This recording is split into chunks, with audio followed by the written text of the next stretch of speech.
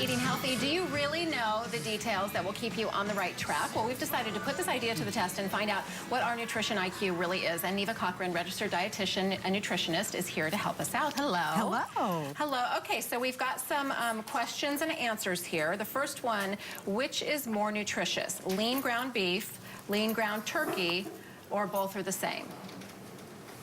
Girls? I would say turkey. I go with the beef. I'm going to go with beef because of the protein.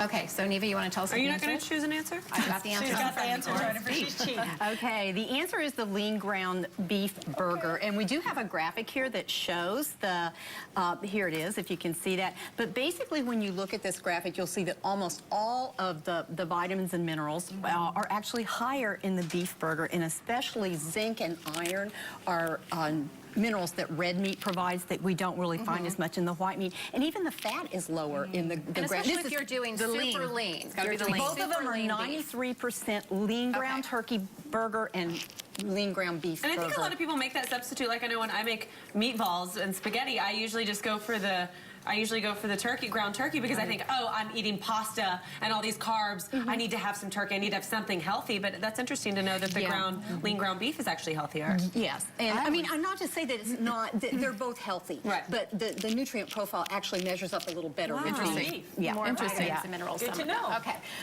You will lose more weight eating 6 small meals versus 3 regular meals. True or false? True. True. I think everyone would say true, Neva, but the answer is actually false. What? That's all they're telling us these days is to do small meals. To keep your metabolism high, right? Let me tell you. And it's interesting, for 20 years I've worked with Women's World magazine, and I do research for weight loss. That's all the stories I work on are weight loss. And so I have seen every study about weight loss. And I will tell you, for every study that says 6 meals is best, there's another study that says 3 meals is best. It's really the total calories that you eat during the day, because sometimes people do better with 6 because then they never get hungry. They never get hungry. But some people eat 6 and they overeat. The same thing with 3. It's really, you know, whatever's best for you is in your lifestyle. Exactly. Well, that matches with what they say. It's just simple math. Calories in, calories out. Exactly. And that is the whole concept about weight. So I say any diet works if you stay on it. Okay, here's another question for you. How many egg yolks can you eat per week in a heart-healthy diet? Of course, people are always worried about cholesterol with eggs, but the answer... 3? Is it 3? No. I'm going to say 7. 3. Yes, Courtney's right. You can actually eat 7 and still I've heard you can have 1 a day, right? Heart healthy. And I think, you know, Neva, that was probably something, I'm not sure which council came up with the, you know, the ad campaign to tell everybody that eggs were bad for cholesterol. I think it was called an egg a day. An egg a day is okay. Yes. I've actually worked with the Egg Nutrition Center as a consultant for 20 years, so I've seen the whole landscape change as far as this goes. There are a lot of studies that show you can eat an egg a day as part of a healthy, balanced, nutrient-rich diet, and it will not raise your blood cholesterol levels. But they are higher in cholesterol, They are higher in cholesterol.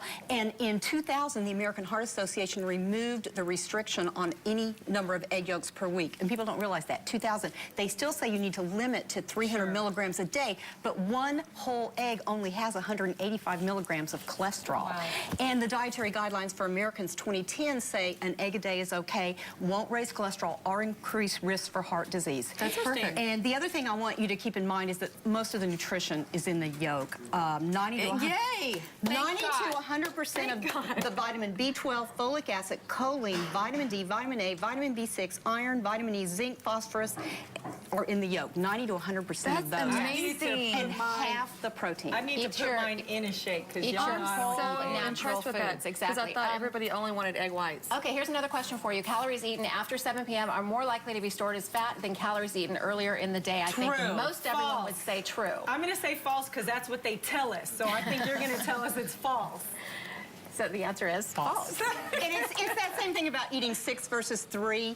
it's total calories in 24 hours in versus out. Okay. So one problem is that a lot of people tend to snack at night. So if that's adding more calories than your body needs, then you will gain But weight. there's usually myths about like not to eat like 12 hours before your next meal when you go to sleep. Like a lot of people say, don't eat after 6 o'clock or don't. So that really doesn't. The only thing that It's a it way to could cut do, calories, probably. it could do is that, you know, it draws blood to the digestive tract to digest, and that can keep you from sleeping, but Yeah. it's not going to affect your weight loss. Got it. Okay, all right. Since 1999, added sugar intake in the U.S. has gone up, gone down, or stayed the same? I know. I think it's gone down because I think now we're using a bunch of artificial stuff. Okay. That's my vote. Yeah, it has gone down. I feel like it's gone up. but Yeah, I'm I'm gonna say probably okay wrong. too. It has gone down from 457 calories a day to 395 calories a day. That's 62 calories a day, or the equivalent of 4 teaspoons. What do you think that's attributed to? A decline in sugared soft drink intake is the primary driver So of people are that. getting the message. Or people Exactly. using like That's the good stevia news. and It's Truvia. still higher than what is recommended, but we're on the right track. We're on And the right track. I did have a graphic here that showed it, but We just, basically, we just okay, I mean, if you look at from like, you know, 1940 to now, you know, obviously it would be up. But from 1999 to now, it's No, down. actually, 99 was the peak. Oh, wow. 99 was the peak, and if you look back, the data I have back to 1970, we are nearly at the same level as 1970, maybe a half a teaspoon more. Oh, wow. That's Yeah. good to Yes, know. the Yeah. sugary We're doing drinks all right. are bad. Yes, they are. Real quickly, which beverage does not count toward your daily fluid requirement? Juice, coffee, milk, or all of them count? All of them count. All of them count.